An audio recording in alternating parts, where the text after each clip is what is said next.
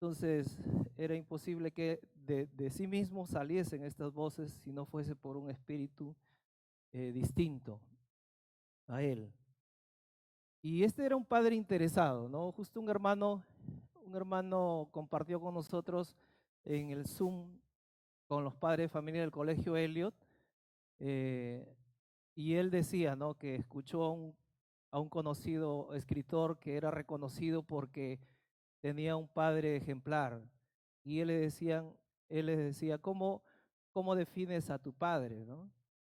Y lo que él mencionaba era que lo interesante de mi padre es que era un padre interesado. Lo interesante de mi padre es que era un padre interesado, ¿no? Interesado en que sus hijos conozcan la verdad de Dios, interesados en que sus hijos puedan recibir el sustento necesario cada día, eh, interesado en que no les falte nada en cuanto a lo material, pero también al aspecto intelectual y espiritual. Entonces, un padre que vela por su familia, padre que está dispuesto a hacer el mayor sacrificio por los suyos, ese es un padre interesado. Y acá vemos esa característica en este papá, porque el muchacho tenía limitaciones también físicas por su condición. Y recuerden, Jesús está bajando y una gran multitud le espera. Entonces llegar cerca de Jesús es evidente que requiere un gran esfuerzo, un gran sacrificio, porque esas multitudes a veces pasaban días enteros tratando de acercarse a Jesús, ¿no? Recuerden, pocos capítulos o versículos anteriores nos está hablando de la alimentación de los 5.000, ¿no? Multitudes que le seguían y estaban dispuestas, ¿no? A pasar el tiempo de sacrificio y esfuerzo. Eh, y este papá había hecho todo el esfuerzo para poder llevar a su hijo ante la realidad que estaba viviendo, ¿no? Esta enfermedad o esta posesión demoníaca que su hijo tenía y, y, y lo tenía por muchísimos años, ¿no? Tal vez desde muy pequeño estuvo en esa condición y ha buscado seguro en muchos lugares la solución para el problema de su hijo. Y es un padre que está interesado. Hay muchos casos de situaciones cuando los hijos están pasando por dificultades, muchos de ellos son dejados de lado, muchos de ellos no son considerados y ya no se abocan a de buscar la solución para el problema de sus hijos o de la enfermedad que tienen. Y esa realidad es muy dura cuando toca pasar que nuestros padres no muestran ningún interés para que nosotros los hijos podamos salir de una situación dramática, como era el caso de este muchacho, ¿no? Pero parece que el padre ha buscado por todos lugares, ¿no? Por último, escuchó acerca de que los discípulos de Jesús habían hecho milagros similares, ¿no? Porque recuerden que a ellos se les dio autoridad para sanar enfermedades, para echar fuera demonios, y este papá llevó a su hijo ante los discípulos de Jesús mientras él estaba en el monte de la transfiguración, en el evento que vimos la semana pasada. eh, pues los discípulos no pudieron. Entonces, cuando viene Jesús, cuando viene Jesús, este padre interesado por el bienestar de su hijo, lo lleva delante de Jesús. Y ese es el otro aspecto importante de este padre de familia. Primero es que está interesado en el bienestar de su hijo. Y lo segundo y más importante es que lo llevó ante la presencia de Jesús. Aquí hago un paréntesis. Eh, ¿Por qué el demonio puede entrar en una persona? Es un tema polémico. ¿Por qué el demonio puede entrar en una persona? No es que las personas nacen con el demonio adentro, no hay, ¿no? Aunque si son como muchas de nuestras madres que decían, muchacho del demonio, ¿no? ¿Sí? O le llaman chukis a sus hijos, ¿no? Pero no es que nacen con el demonio adentro, ¿no? Sino algo tuvo que haber sucedido en el contexto de esta familia y en el de muchos que tienen estas características, ¿no? Unos se ríen porque dicen que sí les dicen muchachos del demonio. No se dice eso a los hijos por si acaso. ¿Ya? Miren ahí en sus Biblias en Deuteronomio capítulo 18, versículos 9 en adelante. La palabra de Dios es clara en cuanto a estas advertencias eh, de abrir puertas para que el demonio pueda hacer posesión en una persona. Deuteronomios capítulo 18, versículos 9 en adelante. Todo el pueblo de Israel está conquistando aquí y va a entrar en posesión de lugares extraños para ellos, donde viven otras naciones. Dice, cuando entres a la tierra que Jehová tu Dios te da, no aprenderás a hacer según las abominaciones de aquellas naciones. No sea hallado en ti quien haga pasar a su hijo o a su hija por fuego, ni quien practique adivinación, ni agorero, ni sortílego, ni hechicero, ni encantador, ni adivino, ni mago, ni quien consulte a los muertos, porque es abominación para con Jehová cualquiera que hace estas cosas. Y por estas abominaciones Jehová tu Dios echa estas naciones de delante de ti. O sea, es tan clara y tan fuerte esta advertencia que debemos nosotros considerar en nuestras vidas cuando jugueteamos con cosas aparentemente inofensivas. Y vemos en nuestro contexto que hay muchas de estas prácticas, algunas les han cambiado de nombre, ¿no? Aparte del ocultismo que se menciona aquí, pues hay quienes invocan a Satanás mismo. Y uno de los días principales es el famoso Halloween, donde se rinde culto a Satanás mismo y hay grupos organizados que disfrutan teniendo estos rituales, pues son puertas abiertas a una posesión demoníaca. Trae como consecuencia, pues, inclusive sacrificios humanos, suicidios, asesinatos o asesinos en potencia. Nos ponemos a meditar cómo puede alguien en su sano juicio coger una ametralladora con varios cientos de cartuchos reales, entrar a un colegio primario y disparar a mansalva a todo el que se encuentre en su camino.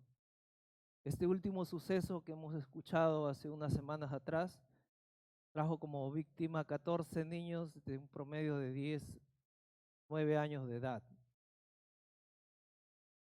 Yo estoy convencido, ¿no?, que algo similar a lo que menciona aquí la palabra de Dios ha ocurrido en la vida de ese muchacho. 18 años tenía y fue abatido por la policía, ¿no?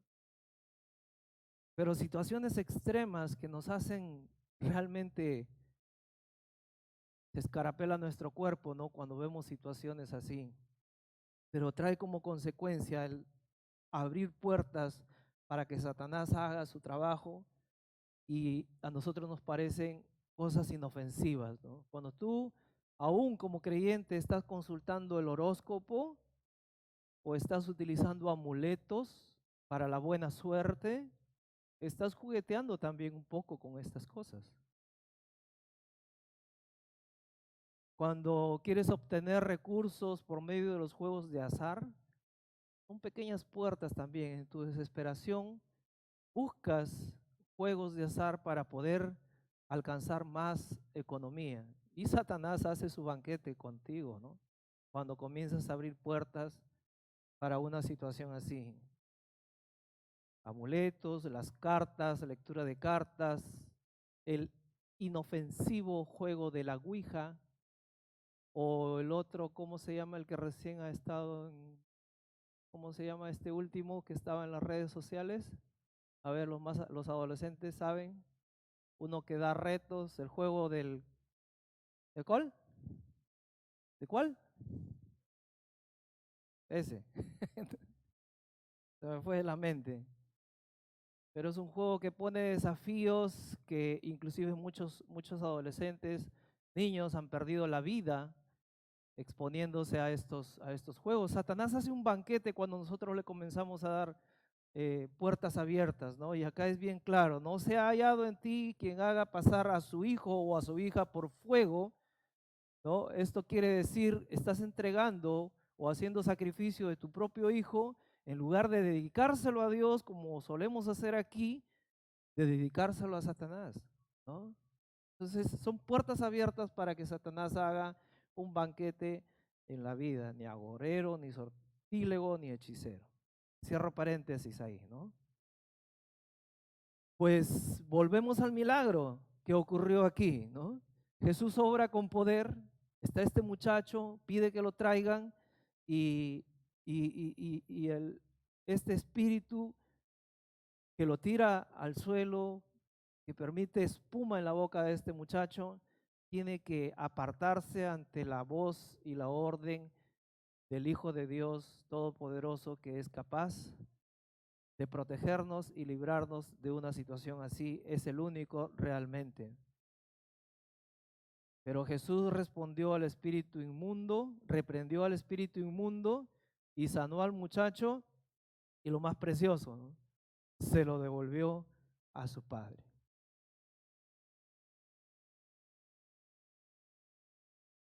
Lo devolvió sano. Muchas veces nosotros vamos a acudir a Dios ante la circunstancia de nuestros hijos, sobre todo, para que Él nos devuelva a nuestros hijos sanos. La intención nuestra siempre debe ser, como de este padre interesado por su hijo, llevarlo a los pies de Jesús. Jesús es el que está encargado de hacer el resto. En este caso lo devolvió sano. Por lo regular, los milagros de Jesús mientras Él estuvo en la tierra, tanto de sanidades como expulsión de demonios, se dieron a cabalidad al 100%. No solamente cuando volvió a su propia ciudad, Él dijo, se dice aquí en la palabra que no hizo tantos milagros a causa de la incredulidad de la gente. Pero la gracia que Jesús derramó estando entre nosotros fue clara y evidente y pudo con todo y contra todo. Contra demonios, contra posesiones, contra enfermedades, contra la propia creación misma o la propia naturaleza, ¿no? Pudo calmar tempestades, hizo cosas increíbles, ¿no?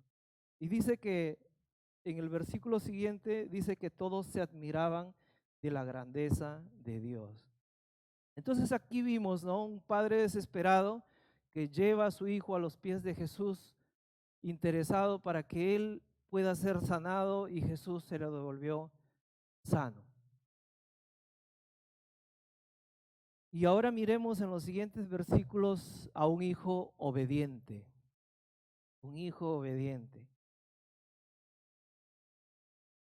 Si tienen ahí en sus Biblias el capítulo 9 de Lucas, en el versículo 43, el subtítulo dice: Jesús anuncia otra vez su muerte. Leemos ahí del 43 en adelante. Y todos se admiraban de la grandeza de Dios, y maravillándose todos de todas las cosas que hacía, dijo a sus discípulos: haced que os penetren bien en los oídos estas palabras, porque acontecerá que el Hijo del Hombre será entregado en manos de hombres. Mas ellos no entendían estas palabras, pues les estaban veladas para que no las entendiesen, y temían preguntarle sobre estas palabras. Jesús, en medio de toda esta circunstancia, inclusive les ha reprendido, ¿no? A causa de la incredulidad.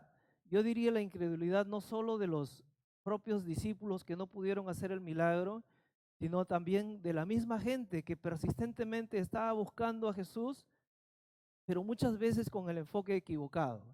Los que fueron alimentados, ¿se acuerdan? Volvieron los siguientes días y Jesús decía: ¿ustedes saben por qué viene esta gente? No, no porque me buscan a mí, sino porque fueron saciados. Muchas personas vienen a Jesús buscándole, interesados en obtener algo de Él, pero no lo elemental. Quieren obtener sanidad, quieren obtener prosperidad, quieren obtener reconocimiento, pero todos son el enfoque equivocado. Entonces Jesús, en este segmento, Él trata de reorientar todo al enfoque correcto.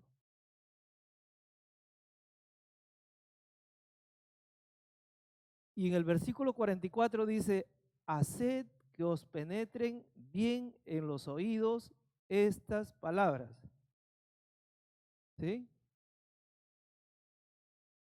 Como decía el reconocido periodista, el Beco, que ya no está con nosotros, oído a la música, oído a la música. Quiere decir, tienen que poner atención porque aquí está la parte relevante e importante de todo lo que yo he venido a hacer, dice Jesús. ¿Y qué es eso tan relevante? Porque acontecerá que el Hijo del Hombre será entregado en manos de hombres. ¿Cuál es el mensaje principal que Jesús vino a darnos? ¿Eran los milagros? ¿Eran las sanidades? ¿Era alimentar a multitudes? ¿Era echar fuera demonios? Si tú en esta mañana puedes comprender las palabras que el Señor Jesús está dando, pues entendiste el mensaje central de todo lo que Jesús vino a hacer. Y está en estas palabras, porque el Hijo del Hombre será entregado en manos de hombres. Miren ahí en sus Biblias, un poquito atrás, Jesús ya había, esto se llama, estaba anunciando lo que iba a pasar con él, ¿verdad? Eso iba a suceder en Jerusalén.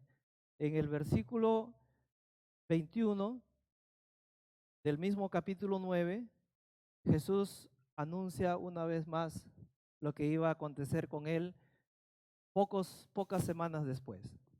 Y dice, pero él les mandó que a nadie dijesen esto, o sea, de lo que había sucedido atrás,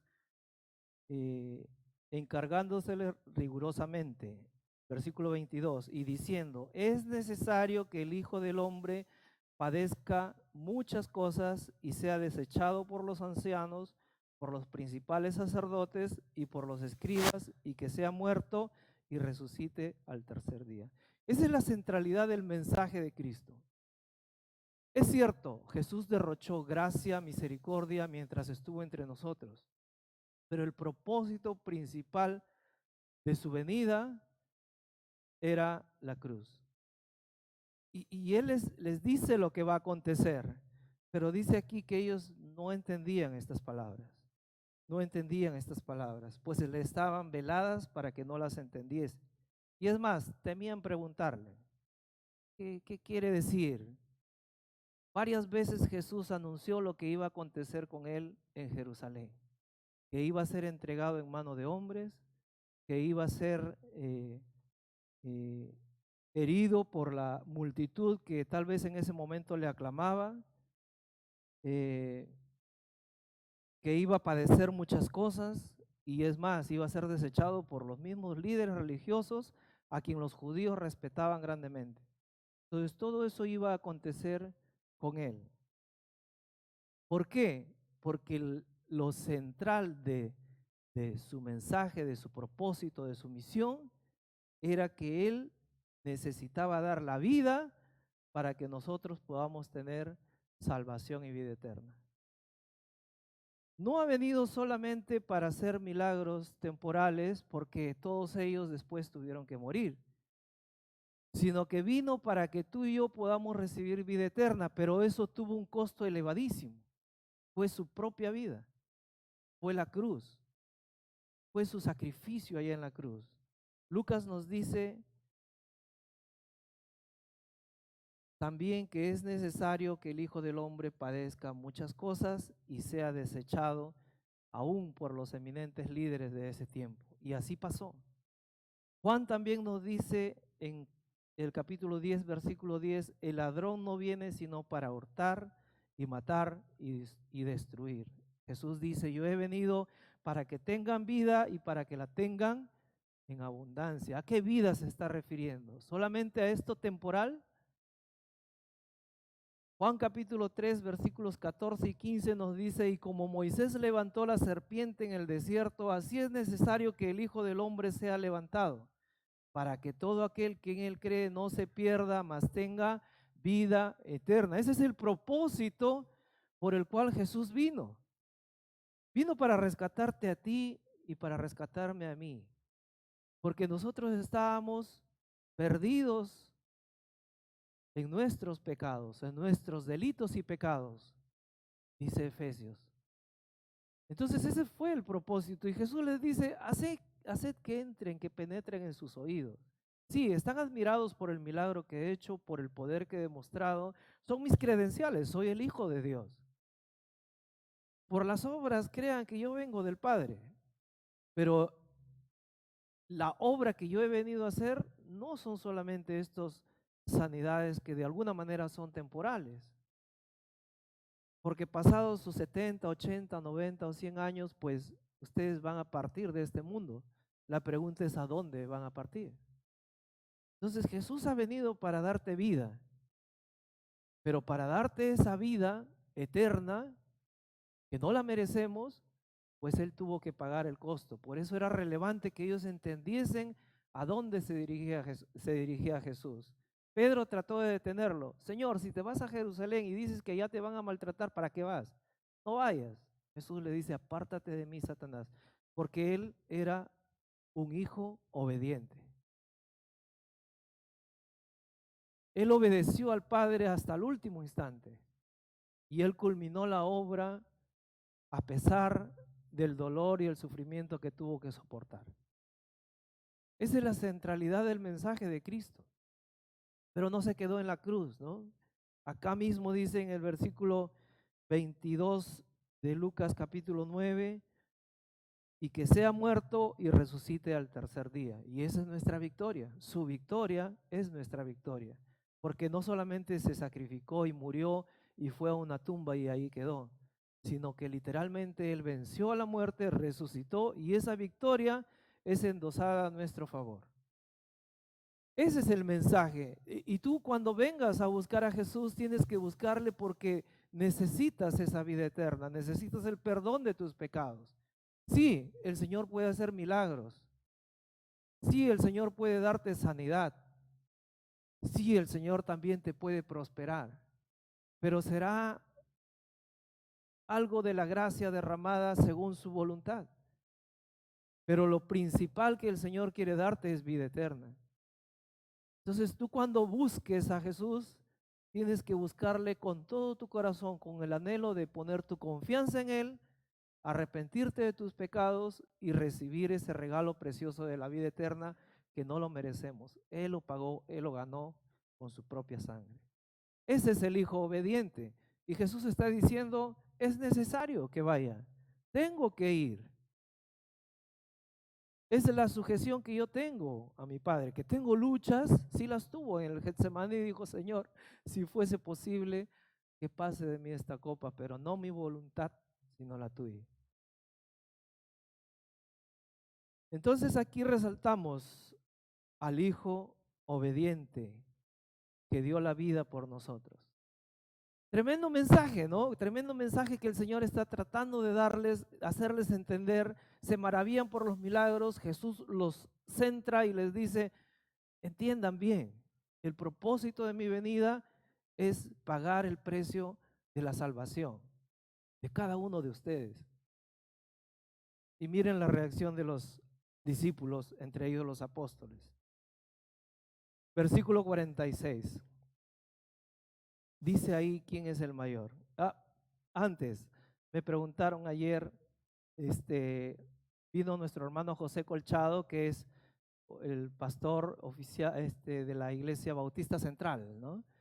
Es diría yo, ¿no? De entre los pastores que están ahora es el pastor principal de los hermanos de la Iglesia Bautista y es un amigo nuestro, pero él decidió hacerme una pequeña entrevista, ¿no? Mientras estábamos aquí y bueno, me dice, tú eres un hermano que estás mucho tiempo acá en la iglesia, te felicito y quisiera entrevistarte y que me des algunos alcances, ¿no? De lo que ha sido la historia de la iglesia aquí en Centro Bíblico y que nos hables un poco de los hermanos Helios, ¿no? El padre espiritual para ustedes. Y me sentí realmente halagado, ¿no? Ahí está la entrevista, búsquenla en el Facebook, soy famoso. Me han visto como 4, creo que me han visto, pero ahí está en el Facebook, ¿no? Y, y bueno, mencioné ahí, ¿no? La bendición que ha sido a lo largo de estos años y dos enseñanzas que nuestro hermano Heriberto siempre repetía, ¿no? Ama a Dios, ama a la gente, decía. Ama a Dios, ama a la gente. Digo, eso es, ama a Dios, ama a la gente, punto, le digo al hermano. Eso fue todo, ¿no? Pero me sentí halagado porque también en otra circunstancia un amigo de muchos años me decía, wow, tantos años en la iglesia, ¿no? ¿Y quiénes son los que están a cargo de la congregación, ¿no? Entonces yo hablé de nuestro hermano Pablo, un anciano preparado en una universidad en los Estados Unidos, nuestro hermano Jared, preparado en un seminario teológico y está haciendo estudios de doctorado ahora, eh, y nuestro hermano Antonio, un tremendo administrador, ¿no? que nos ayuda en todos los quehaceres aquí, nuestro hermano Willy que predica la palabra aquí, y bueno, yo también, pues, ¿no? Así que somos lo más importante. No, distrae, ¿verdad? Cuando comenzamos a elevar nuestro ego, nuestros logros, ¿no? Algo así pasó aquí. Jesús está dando el mensaje precioso, la centralidad de su sacrificio, de su amor, de la gracia, eh, del costo.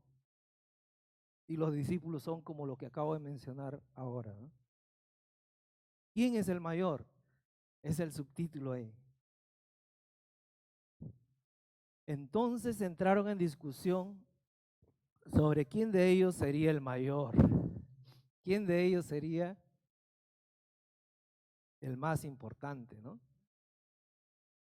Y Jesús, percibiendo los pensamientos de sus corazones, tomó a un niño y lo puso junto a sí y les dijo, cualquiera que reciba a este niño en mi nombre, a mí me recibe.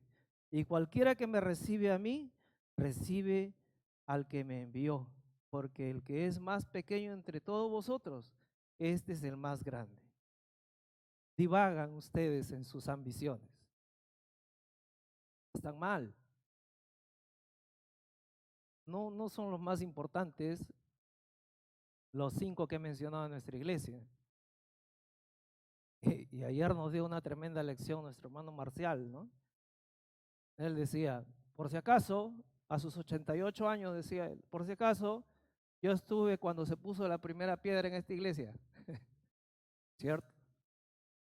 Y Jesús tomaría un niño y diría, ustedes no son los más importantes, ¿no?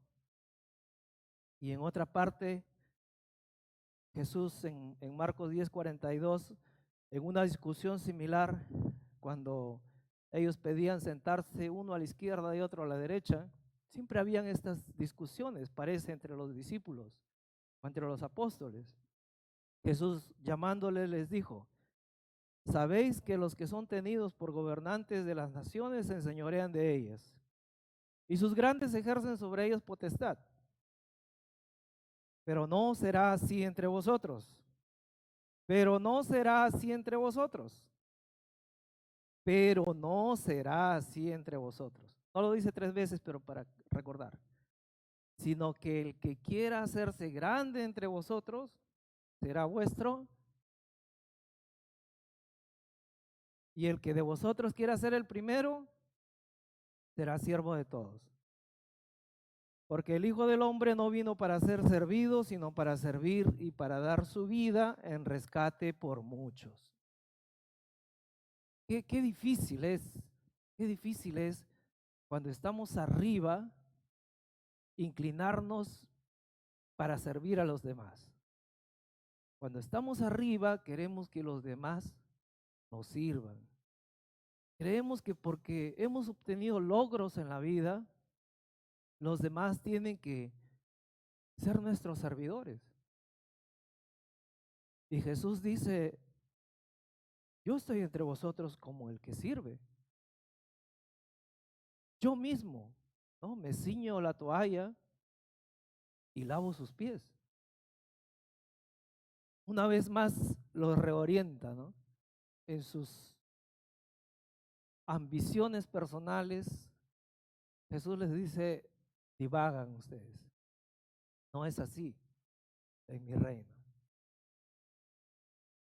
¿Y qué de los celos? Había celos también entre ellos. Por eso yo puse aquí discípulos necios o despistados, ¿no? Jesús está llevándolos a la centralidad de su obra y ellos están, ¿quién va a ser el más importante? ¿Quién va a ser el mayor? La última porción en Marcos, perdón, en Lucas 9, capítulo 9, versículo 49, nos dice, entonces respondiendo Juan dijo, Maestro, hemos visto a uno que echaba fuera demonios en tu nombre y se lo prohibimos, porque no sigue con nosotros. Jesús le dijo, no se lo prohibáis, porque el que no es contra nosotros, por nosotros es. Siempre estamos mirando al que está haciendo algo bueno, pero no lo está haciendo con nosotros. Entonces, es motivo de querer separarlo, de querer señalarlo. Y Jesús una vez más les dice, ¿no? El que no es contra nosotros, está con nosotros. No solamente eran los 12 los exclusivos para Jesús, Él tenía muchos discípulos. Si bien es cierto, tenemos aquí los evangelios donde vemos la interacción de Jesús con sus discípulos y con los apóstoles, pero Jesús había predicado en otros segmentos que tal vez no están aquí, pero es evidente que tenía muchos discípulos más, que no andaban con él permanentemente, pero habían comprendido claramente que Jesús era su Salvador. Prueba de ello también es el que dio el asno, ¿se acuerdan? Y llegaban a esa ciudad que no la frecuentaban constantemente, tal vez una vez por año, y Jesús mandó, ¿no? Con ciertas características que vayan a pedir ese asno. Tenía que haber sido alguien que ha escuchado a Jesús o que por lo menos se ha hecho un discípulo de Jesús. Un asno costaba en esos tiempos como un carro ahora, ¿no? Era el medio de transporte y cualquiera no dejaba, ¿me prestas tu carro, Marcos? ¿Me prestas tu carro? No. Y peor si es del año, ¿no? No, entonces pedirle un asnito, un pollino a alguien, tenía que ser alguien de suma confianza, tenía que haber sido un discípulo, según mi perspectiva, ¿no? Así como este discípulo, también parece ser que aquí había uno que inclusive tenía la autoridad de echar fuera demonios, pero Juan estaba, no, Señor, se lo prohibimos. Jesús dijo, no, no se lo prohíban. Él es con nosotros. Está haciéndolo en el nombre de Jesús. Es un discípulo. Entonces, hermanos, la centralidad del mensaje puede ser distraída por nuestras ambiciones o por nuestros celos. Y nosotros debemos reiteradas veces volver al punto central. Por eso es importante cuando tenemos la cena del Señor nosotros, cada semana, porque debemos recordar constantemente el amor, la gracia, el sacrificio que Jesús ha tenido para con cada uno de nosotros. Es por su sangre que Él pagó el precio por nuestros pecados que constantemente debemos recordar en nuestras vidas y no salirnos de ese énfasis. Nosotros estamos llamados ahora eh, a hacer más conocido el nombre de Cristo. Tenemos la salvación y el propósito que ahora nosotros tenemos es glorificarle a Él y llevar este mensaje a cuantas más personas puedan escuchar de Él. No nos distraigamos de ese mensaje. No nos distraigamos. Si en el camino recibimos sanidad, prosperidad o cualquiera sea la bendición que el Señor quiera darnos, amén, agradecidos.